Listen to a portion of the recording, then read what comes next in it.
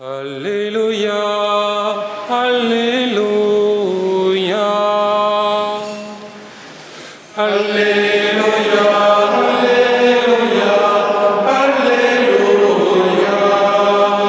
Alléluia, Alléluia, Alléluia, Alléluia, Alléluia, Alléluia, Notre Père qui monnaie, c'est le Christ. Rassasions-nous dans la joie au festin du Seigneur. Alléluia, Alléluia, Alléluia, Alléluia, Alléluia, Alléluia.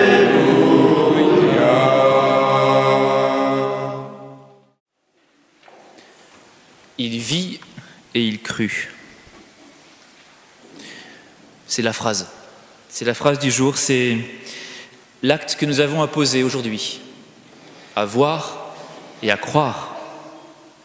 Nous avons entré dans cet acte de Saint Jean, le jour de la résurrection.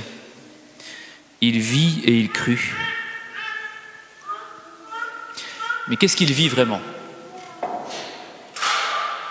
Et qu'est-ce qu'il crut vraiment ? Qu'est-ce qu'il vit pour croire ? Qu'est-ce qu'il a vu et qui fait qu'il a cru ? Essayons de méditer un petit peu là-dessus aujourd'hui. Toute la journée, ça peut être un sujet de méditation. Qu'est-ce que Jean a vu et qui fait qu'il a pu croire ? Parce que c'est bien ce que nous voulons croire dans la résurrection. Nous espérons, si nous fêtons cette fête, si aujourd'hui nous venons à la messe, si nous avons passé tout ce triduum pascal, mais c'est pour pouvoir poser cet acte de croire, de pouvoir dire « Je crois, Seigneur ». Alors, qu'est-ce qu'il a vu ? Est-ce qu'il a vu un tombeau vide ? Mais voir un tombeau vide, est-ce que c'est suffisant pour croire ? Parce que le vide, c'est un manque. Le vide, il est source d'angoisse. Le vide, c'est quelque chose qui demande à être rempli, mais qui n'est pas rempli. Il n'y a rien. Et donc c'est l'angoisse. Donc c'est pas source de foi, c'est source d'angoisse. C'est l'homme replié sur lui-même, le vide. L'homme qui, parce qu'il s'est coupé de Dieu, eh bien est seul. Et du coup, il angoisse. Alors, qu'est-ce qu'il a vu ? Eh bien, il n'a rien vu. Ou plutôt, il a vu rien. Parce que le rien, c'est différent du vide. Parce que le rien, c'est l'envers de la présence. C'est l'autre côté de la présence. C'est le creux de la présence. Le vide, c'est l'anti-présence. C'est l'absence. Mais le rien, c'est l'envers de la présence. C'est l'autre côté de la présence. C'est ce qui met en valeur la présence. C'est la vraie présence du Christ, le vrai Christ, qui ne peut se donner que dans le rien. Parce que la vraie présence du Christ, on ne l'aperçoit que dans la foi. Et si vous avez remarqué, si votre foi est un peu vivante, vous avez remarqué que la foi, c'est voir rien. C'est pas le vide, hein. Ça, c'est l'acédie. Mais la foi, c'est voir rien. C'est rien voir. Et parce qu'il n'y a rien, je crois en sa présence. Et je crois que sa présence emplit tout. Et s'il n'y a rien, c'est parce que sa présence est tellement transcendante que je ne peux pas la voir. Elle ne correspond pas à mes yeux d'homme, Surtout, elle ne correspond pas à mon imagination d'homme. Encore plus, elle ne correspond pas à mes concepts d'homme. Et donc, c'est pour ça qu'elle n'est rien pour moi. Mais elle est tout, en fait, en réalité.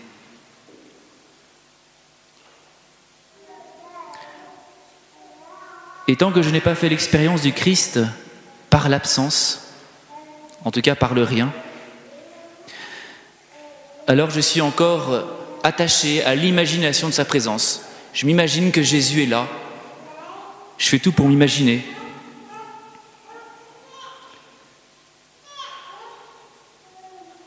Mais ce n'est pas encore la présence. Regardez par exemple dans l'Eucharistie, quand on commence pendant l'adoration à se dire « mais Jésus est-il là ?» Et alors on se force à imaginer que Jésus est bien là. Là on regarde l'Eucharistie, on regarde, et puis tout à coup, à force de regarder, on commence à voir des yeux ou je ne sais pas, une petite tête de l'enfant Jésus toute ronde qui apparaît sur l'hostie blanche. Ça y est, je l'ai vu, je suis enfin dans la foi. Non, tu es dans l'imaginaire. Quand vous regardez l'hostie, vous ne voyez rien. On ne voit que rien. Et en même temps, notre foi reçoit tout. Il est là. C'est sa présence. Alors qu'est-ce qui peut faire que ce n'est pas du vide que Jean a vu ? Parce que d'autres ont vu du vide. Marie-Madeleine, elle a commencé par voir du vide. Pierre, peut-être. Thomas, c'est sûr. Qu'est-ce qui fait que Jean n'a pas vu du vide mais a vu du rien ?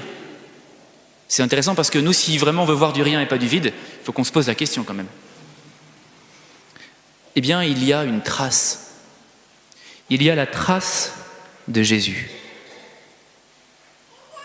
Si on peut dire que c'est du rien et pas du vide, si on peut dire que c'est une présence qu'on ne voit plus, mais qui est bien là et qui emplit tout, eh bien c'est parce qu'il y a une trace qui demeure.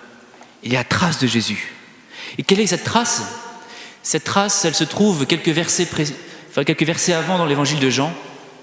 C'est celui qui a vu rend témoignage. Qu'a-t-il vu ? Il a vu la croix, il a vu la blessure du côté. Tout s'est achevé par le coup de lance.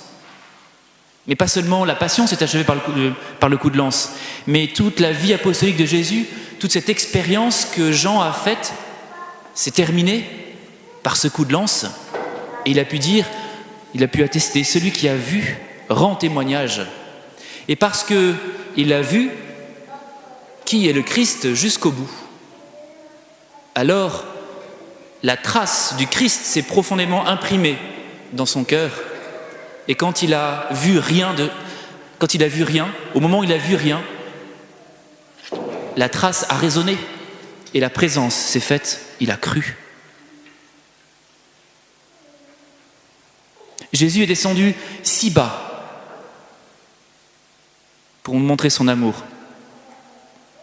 C'est pas pour rien qu'on fête Pâques toujours en se remémorant d'abord la passion.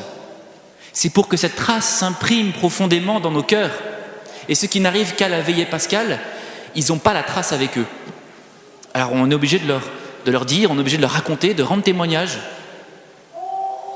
pour que la trace aussi s'imprime dans leur cœur et puis qu'ils puissent enfin croire. Et qu'en arrivant à la vigile pascale, ils ne se rendent pas compte que finalement c'est que du vide.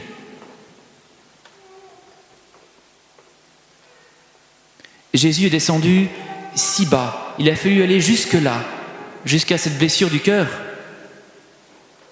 Et maintenant, il est si haut qu'on ne le voit plus. Il faut bien ces deux pôles, il faut bien ces deux expériences. L'expérience que Jésus est descendu très bas, le plus bas possible, tout au fond de l'humanité, jusqu'aux racines de l'humanité, jusqu'à la mort. Et que maintenant, je ne le vois plus parce qu'il est là-haut, tellement haut que je ne le vois plus. Parce que maintenant, il m'a révélé qu'il est « je suis », qu'il est le Verbe de Dieu, et que ça, c'est pas mes yeux qui peuvent le voir, c'est pas mes concepts qui peuvent le penser. C'est parce qu'il y a ces deux choses qui se sont passées que Jean a pu croire. La tension entre cette descente profonde, ce geste profond du Christ qui meurt sur la croix, cette blessure du cœur, et sa divinité. Cette tension, elle crée un abîme où la lumière peut jaillir, un abîme qui est un espèce d'appel d'air énorme, un souffle énorme qui se fait, qui est un feu, un brasier, qui est comme un fleuve d'eau vive qui coule. C'est un abîme d'amour, c'est un abîme qui appelle la foi de Jean. Alors aujourd'hui, nous devons faire cette expérience. On a mis quelques petites fleurs en plus, on chante un peu plus fort, un peu plus longtemps, on mange un peu plus, on parle un peu plus aussi, pour combler un peu le vide, pour pas qu'il y en ait qui, parce qu'ils n'ont pas encore compris que c'est pas le vide qu'il faut regarder, mais c'est le rien, et que du coup ils ne soient pas dans la joie avec nous, du coup on fait en sorte que... Mais croyons pas que c'est en voyant les fleurs que on va comprendre que Jésus est ressuscité. Non, c'est pas possible. Et c'est pas parce qu'il y a plus de fleurs qu'on va mieux comprendre. Non. Il faut vraiment prendre conscience qu'on ne sent plus Jésus, mais qu'il est là. Et que moins on le sent, plus il est là. Et que moins on le sent, plus l'appel se fait profondément dans notre cœur. Et que cet appel, il appelle un souffle puissant, il appelle un brasier ardent, il appelle un fleuve d'eau vive, il appelle l'Esprit Saint, pour que nous puissions dire avec lui « Je crois ». Alors aujourd'hui, c'est devant l'Eucharistie que nous pouvons faire cette expérience. Nous pouvons bien comprendre que cette Eucharistie, on ne voit rien, mais qu'elle est tout.